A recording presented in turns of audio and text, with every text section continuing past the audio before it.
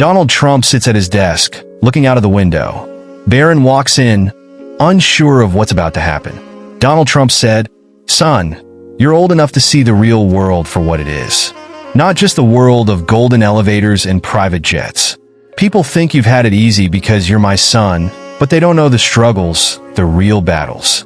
The poverty, the loneliness, the desperation. That's why I want you to go undercover. Live like one of them, go into the streets. Get a taste of what they endure every single day." Barron Trump replied curiously, "Undercover? But why, Dad?" His dad answered, "To understand, Barron. To see how it feels when you have nothing but the clothes on your back. This will open your eyes. And maybe, just maybe, you'll learn to appreciate everything we have. You'll come back stronger, more humble. People will think differently of you. They'll see the real you." Then he replied, smiling, but with a lot on his mind, "I'll do it, Dad. For you." Night falls. Barron walks through a busy city street, dressed in ragged clothes, feeling the weight of the situation. He's alone, no texts, no calls. He walks past a homeless man sitting on the sidewalk, holding a sign that says, "Hungry. Anything helps?" He keeps walking, avoiding eye contact, feeling invisible. He reaches a park bench and sits down, wrapping his arms around his knees for warmth. His stomach growls. The city is alive, but Barron feels more isolated than ever. "This isn't what I expected. I knew it would be hard, but the cold, the loneliness. It feels like the world is passing me by. I have nothing. No phone, no connection. I'm just another face in the crowd. But the worst part? No one even notices. No one cares," said Barron. The next day, Barron walks into a crowded coffee shop, his stomach growling from hunger and his clothes disheveled from days of wear. He scans the room, hoping to find a place to sit or perhaps a kind face to ask for help. The air smells of fresh coffee and pastries, a painful reminder of what he cannot afford. As he moves through the bustling crowd, his shoulder accidentally brushes against a woman standing by the counter. In the jostle, her coffee tumbles from her hand, splashing across her cream-colored coat. The room falls silent for a moment, every eye turning toward the commotion. Emily said, "Are you kidding me? Watch where you're going." Barron Trump said, "I'm so sorry. I didn't mean to." Emily, interrupting, said, "Didn't mean to? Look at my coat. Do you even know how much this costs?" "Of course you wouldn't. You probably can't even afford a cup of coffee. Can you?" Barron Trump stammered, I didn't." Emily's voice rose, sharp and cutting, drawing more attention from the crowd. "You people are all the same, wandering in, taking up space, causing problems for everyone else. Why don't you do something with your life instead of dragging others down?" Barron's face flushed with humiliation. He opened his mouth to respond, but no words came out. He looked around, hoping for someone to intervene, but the crowd seemed transfixed, more interested in watching than helping. "Well, don't just stand there. Do you even know how to apologize properly?" Emily snapped. "I'm really sorry." Barron finally managed, his voice barely audible. Emily scoffed, grabbing napkins from the counter and furiously dabbing at her coat. "Sorry doesn't cut it. People like you are the reason this city is such a mess. Maybe if you spent less time loitering and more time working, you wouldn't be such a burden on society."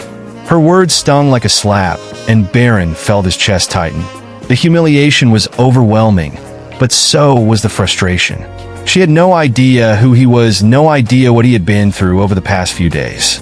Emily grabbed her bag, muttering under her breath as she stormed out of the shop. The door slammed shut behind her, and the murmurs of the crowd resumed. Some glanced at Barron with pity, others with disdain, but no one stepped forward to say a word. Barron Trump, to himself, said, "They don't even know who I am. To them, I'm just another face, just another burden, invisible until I make a mistake."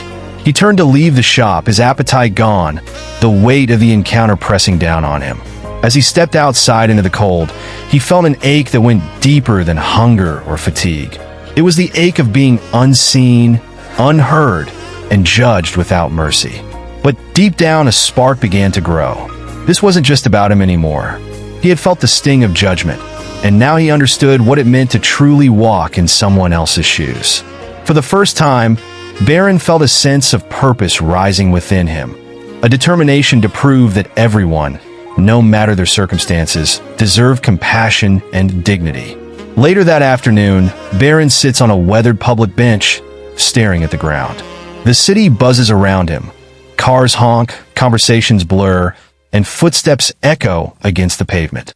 But for Barron, it's as though the world is miles away. His mind races with the events of the past few days, each moment weighing heavier on his shoulders. The cold bites through his thin jacket, and his stomach growls faintly. He folds his arms across his chest, trying to preserve what little warmth he has. The bench feels like his only refuge, a brief pause in an unrelenting journey. He doesn't notice the two police officers approaching until their shadows fall over him. Officer Ben said, "Hey kid, what are you doing here?" Barron looks up, startled. The officers stand tall, their expressions stern.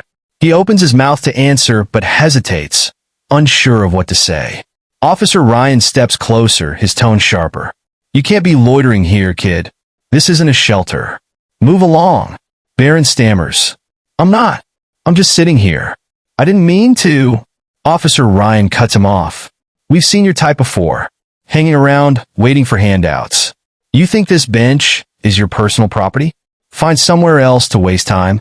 Barron stands quickly, his hands trembling. The officer's presence feels overwhelming, their authoritative stares making him feel smaller with each passing second. "I wasn't bothering anyone," Barron says softly, his voice barely audible. Officer Ben sighs, his gaze softening slightly, but his partner's frustration boils over. Officer Ryan said, "Look, we don't want trouble, but you can't just sit here all day. There are rules in this city, and people like you don't get to break them. If you don't have anywhere to go, that's your problem, not ours." Barron's throat tightens. He clutches the edges of his coat, the weight of their words sinking into his chest. For a moment, he considers explaining, telling them who he is, why he's here. But the thought feels futile. They wouldn't believe him. They wouldn't care. As the officers exchange a glance, Ben mutters something under his breath. Barron catches fragments of the conversation. "Probably another runaway. Can't save them all." Ryan shrugs dismissively. "Not our problem." Without another word, they turn and walk away, their boots echoing against the pavement. Barron watches them go, his heart pounding in his chest. He sinks back onto the bench, his legs too weak to carry him far. He feels humiliated, angry, and utterly powerless. "They don't even know who I am. To them, I'm just another statistic, another problem to be dealt with. They don't care about the truth." Barron whispers to himself, his voice breaking. For a long time, he sits there, staring at the space where the officers had stood. The city continues to move around him, indifferent to his struggles. But deep within, Barron feels something shift, a determination to prove that he's more than what people assume. "They don't even know who I am. I'm invisible, like a ghost in this city," Barron said. "Sorry to interrupt the story, but if you're enjoying it so far and love the Trump family, please like this video and subscribe for more." As the sun begins to set, casting long shadows across the city, Barron wanders aimlessly through a narrow alleyway. The faint hum of city life echoes in the distance, but here, it's quieter. Just the occasional shuffle of footsteps or the rustle of discarded papers in the breeze. His stomach churns painfully, a constant reminder of how little he's eaten. His gaze is fixed on the ground as he walks, his thoughts a chaotic swirl of despair and longing. He barely notices the small boy standing with his mother outside a nearby store until the boy's voice calls out, "Hey, mister." Barron stops abruptly, lifting his head. The boy, no older than 8, holds out a sandwich wrapped in wax paper. His cheeks are flushed with the cold, and his eyes shine with a mix of innocence and kindness. "My mom bought me this snack," the boy says, his voice steady but warm. "But I'm not hungry. You can have it." Barron blinks, taken aback.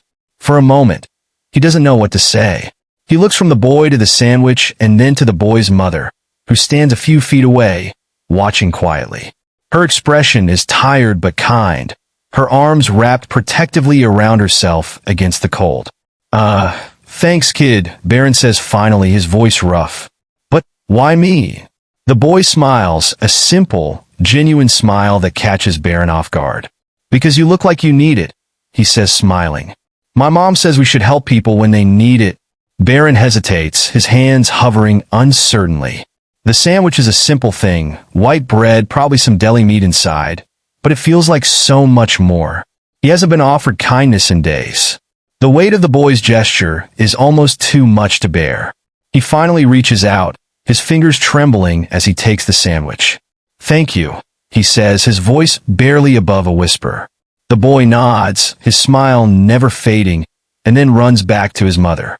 She places a hand on her son's shoulder, murmuring something Barron can't hear. They turn and walk away, disappearing into the fading light of the evening.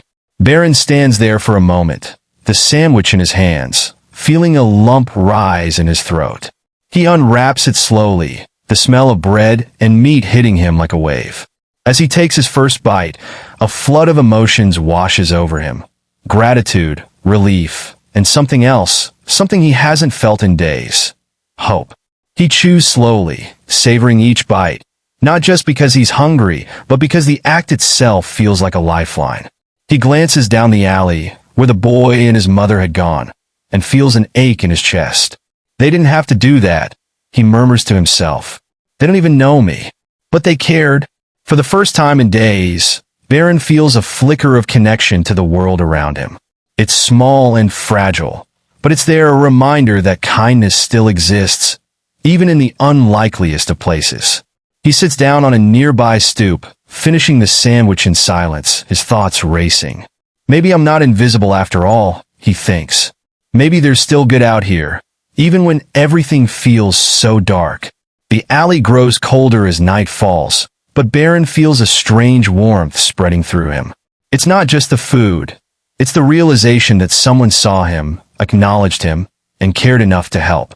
As he stands to leave, he takes one last look down the alley, whispering softly, "Thank you." With a renewed sense of purpose, Barron steps out onto the bustling street, carrying the spark of hope with him into the night. I don't know why, but something about this small gesture, something so simple, makes me feel like I'm not invisible. "Like I matter," said Barron. Several days later, Barron has learned a lot. He's experienced the brutal realities of homelessness, but something inside him has changed. He sees a woman sitting on a corner with her child, and it reminds him of the boy who helped him. He walks over to her and offers the last of his cash. Barron Trump said, "Here, this is for you and your son. I know what it feels like to need help." The woman looks at him in surprise, and then her face softens as she accepts the money. Woman said, thank you so much." Barron walks away, feeling proud for the first time in days. He's starting to understand his father's lesson. He's starting to see the world differently. A week later, Barron returns home. Donald Trump stands by the door, waiting for him. Donald Trump said, "How is it, son?" Barron Trump said, "It was harder than I thought, Dad, but I understand now." "I really do?" Donald Trump said, "I knew you would." "So, what's next for you?" Barron Trump said, "Next? I think it's time to help others. I don't want to just walk away from what I've seen." The door closes softly behind them as they stand together, a newfound bond between father and son. Barron's journey has only just begun, but his eyes are open, and the world now seems full of hope and possibility. Thanks for watching. Don't forget to subscribe for more stories, and like this post if you love the Trump family. Share it with your friends.